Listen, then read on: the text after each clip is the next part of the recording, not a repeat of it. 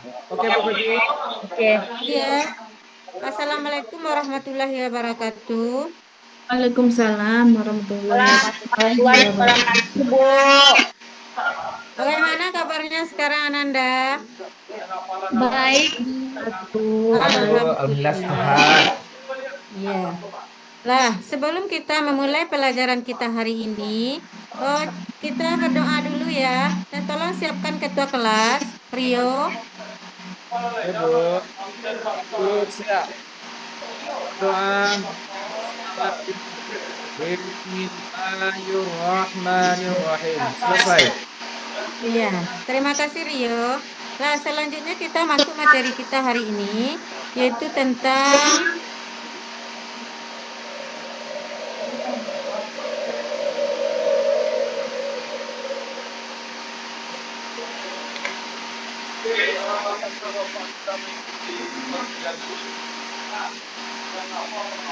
ada kelihatan ya Nanda?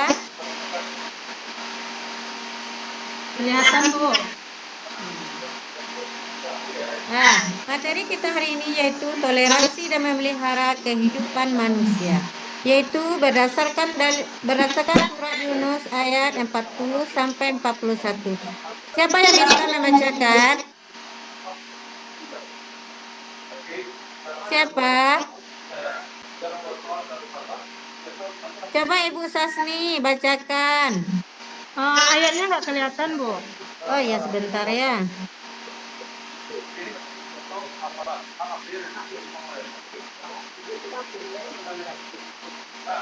Nah, nih coba Sasni.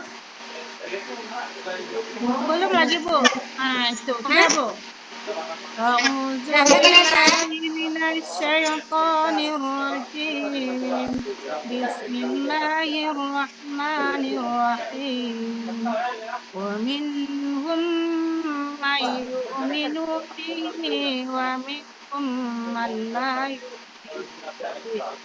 Wa rabbuka a'lamu bil mufsidin.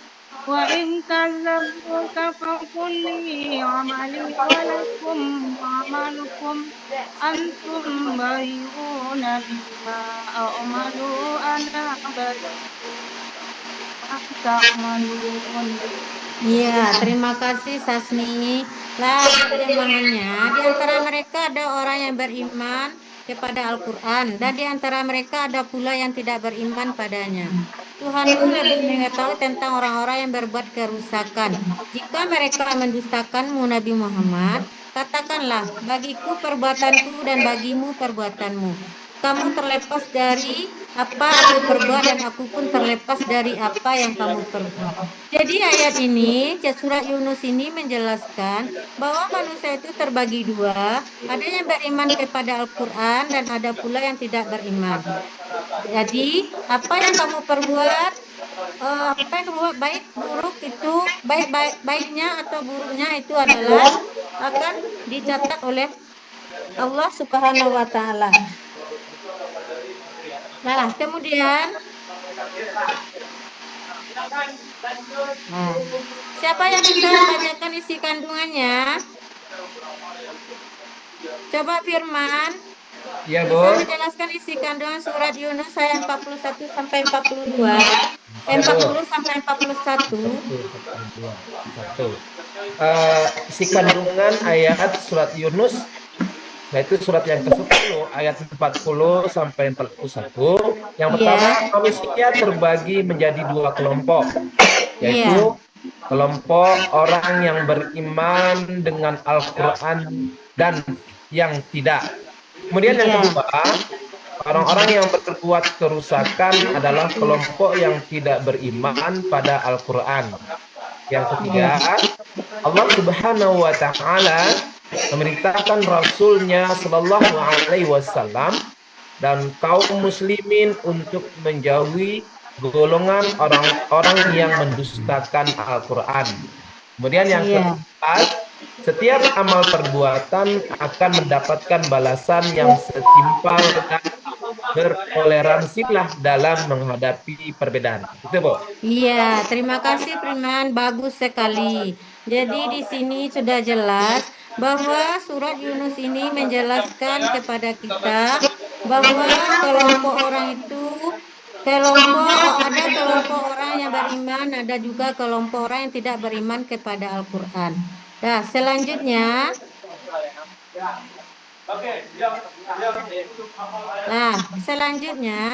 yaitu cara menumbuhkan sikap toleransi. Bagaimana cara kita menumbuhkan sikap toleransi ini? Yaitu yang pertama, kita tidak bergunjing atau gibah. Yang kedua, menanamkan sikap empati terhadap sesama. Yang ketiga, membiasakan diri untuk berbicara dengan baik tanpa menyinggung orang lain. Yang keempat, menghargai diri sendiri dengan menghindari sifat tercela. Itulah, ada yang bisa menambahkan cara menumbuhkan sikap toleransi ini, Ananda?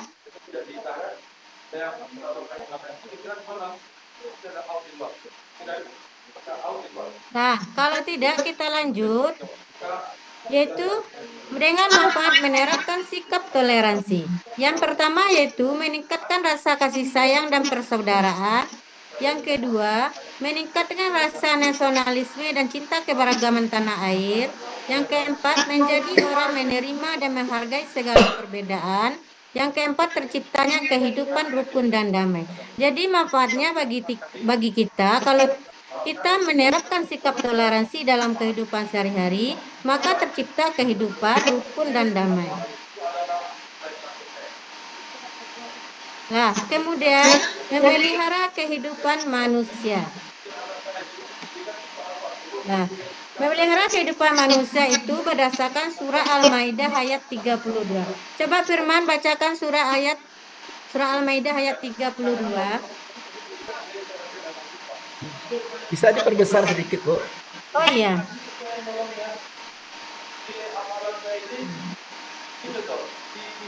أعوذ بالله من الشيطان الرجيم بسم الله الرحمن الرحيم من أجل ذلك كتبنا على بني إسرائيل أنه من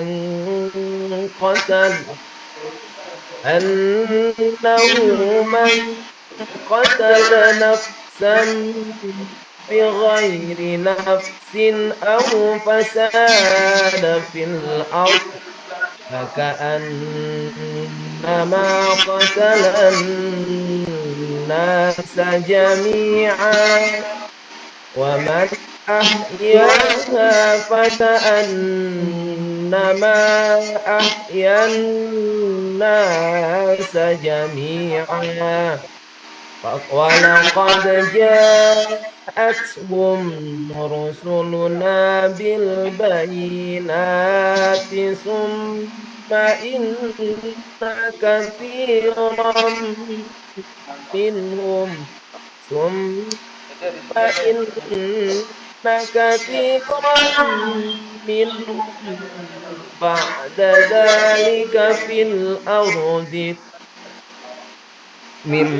منهم بعد ذلك في الأرض لمسرفون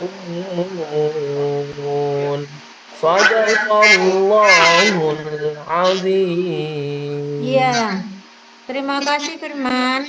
Nah, terjemahannya, oleh karena itu kami menetapkan suatu hukum bagi Bani Israel bahwa siapa yang membunuh seseorang bukan karena orang yang dibunuh itu telah membunuh orang lain atau karena telah berbuat kerusakan di bumi.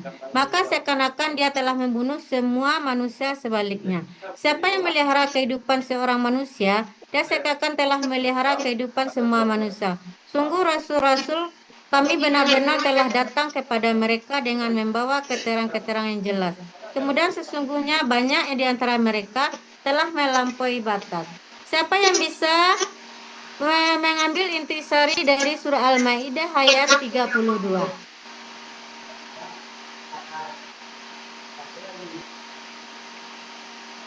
Nah, siapa yang bisa menjelaskan isi kandungan ayat surah Al-Maidah ayat 32? Nah, Siapa yang bisa? Coba Yoga bisa menjelaskan surat kandungan ayat surah Al-Maidah ayat 32. Ya, Bu. Apa isi kandungannya Yoga? Al-Maidah 32 itu bahwasanya kita disuruh untuk menjaga semua nyawa kaum muslimin yang ada di permukaan bumi ini. Sekiranya Iya. kita membunuh satu orang, orang tidak berdosa, maka Allah ibaratkan kita sudah membunuh seluruh manusia yang ada di permukaan bumi. Kemudian Allah juga mengatakan banyak di antara manusia itu yang telah melampaui batas di permukaan bumi ini, Bu. Itu, Bu. Iya, bagus. Terima kasih Yoga. Lah, jadi sudah jelas dalam surah Al-Maidah ini menjelaskan kepada kita larangan dan dosa besar bagi orang yang melakukan pembunuhan tanpa alasan.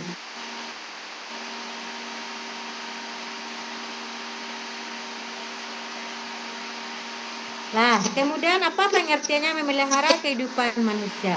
Yaitu memelihara kehidupan manusia ini berarti tidak membiarkan dan melakukan segala hal yang berpotensi dengan menghilangkan nyawa orang lain dengan cara senantiasa saling bertoleransi, menyayangi, menghormati, dan peduli sesama manusia.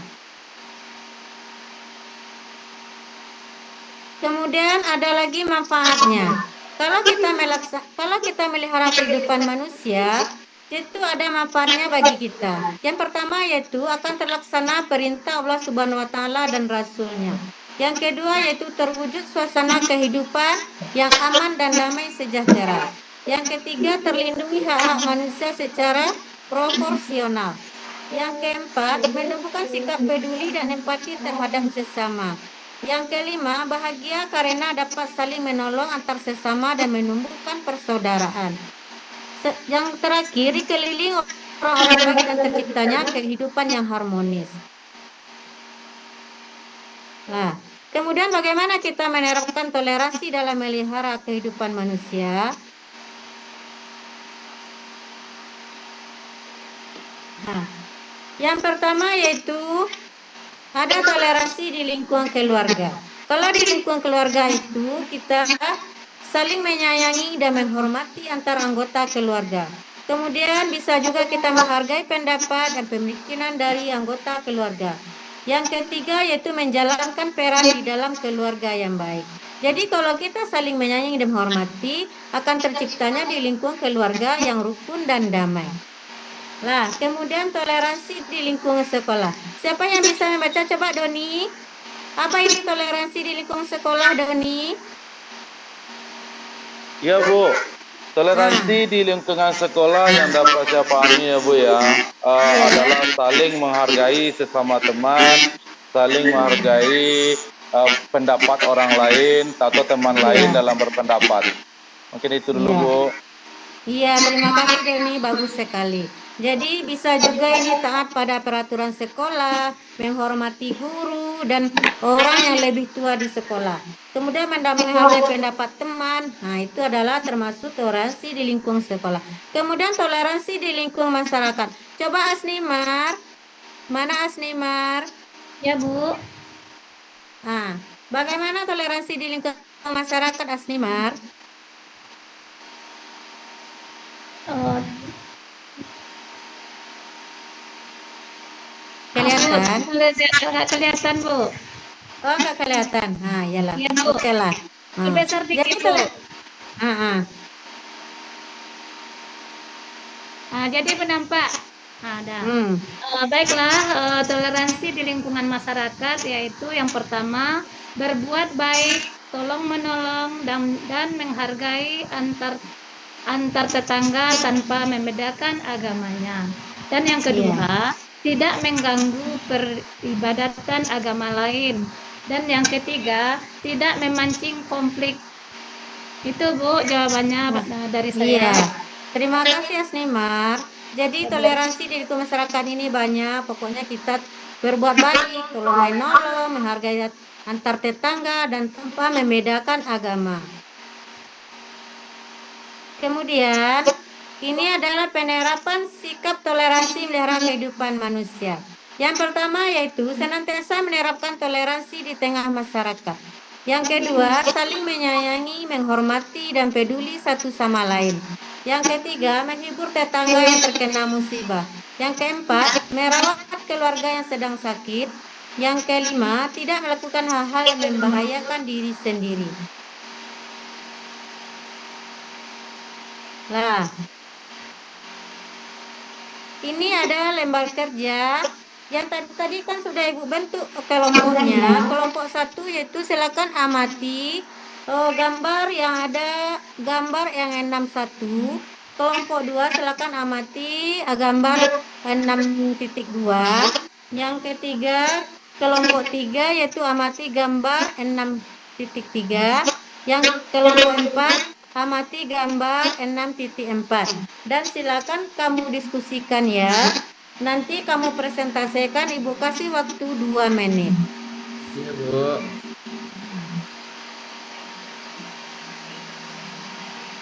Nah, sudah silakan tampilkan kelompok 1. Nah, bagus sekali kerjasamanya, diskusinya bagus sekali. Kemudian kelompok 2. Ya, mantap sekali. Kelompok 3 silakan. Ya, bagus. Kelompok 4. Ya, juga bagus. Lah, dari materi kita ini, apa yang dapat kamu ambil kesimpulan? Siapa yang bisa menyimpulkan dari materi kita tadi?